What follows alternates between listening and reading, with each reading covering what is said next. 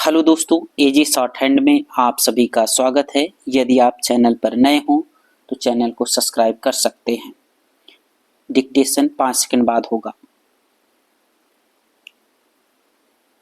Ready start. अध्यक्ष महोदय, 10वीं पंचवर्षीय योजना पर विचार करते समय सदन के दोनों पक्षों के सदस्यों ने जो महत्वपूर्ण प्रश्न उठाए हैं उन पर विचार किया जाना बहुत आवश्यक है। अध्यक्ष महोदय, 9वीं पंचवर्षीय योजना का अब अंतिम वर्ष चल रहा है और इस योजना के अंदर जो चीजें कही गई हैं, ऐसा लगता है कि उसके अंदर परिवर्तन करना कठिन है, बदला भी नहीं जा सकता। पर अध्यक्ष महोदय, कुछ चीजें की जा सकती हैं।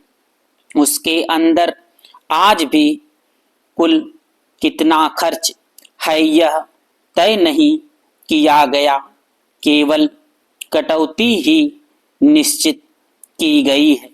शुरू में मैं यह कहना चाहता हूं कि यहाँ पर कुछ सदस्यों ने जो यह प्रश्न उठाया था कि इस पंचवर्षीय योजना का आशय कुछ सरकारी पक्ष से भी बताया है।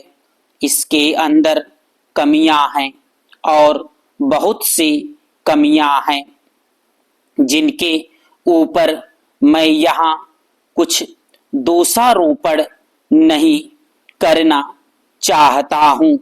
मैं चाहता भी हूँ कि इस तरह से प्रश्न ना उठाए जाएं तो ज़्यादा अच्छा है। यह योजना सरकार ने बनाई है। यह योजना मंत्रिमंडल ने पहले बनाई और अनुमोदन होने के बाद भी इसमें कुछ कमियां रह गई हैं, तो यह कमी रहने का दोष किसके ऊपर है? मैं समझता हूँ सदन के सभी सदस्य इसको जानते हैं, पर बहुत से लोगों ने दिल्ली के प्रश्न उठाए जो दिल्ली के साथ अन्याय किया गया है। तो मैं समझता हूँ इस बारे में सब आवाज उठाएं। इस बात की आज ज़्यादा जरूरत है।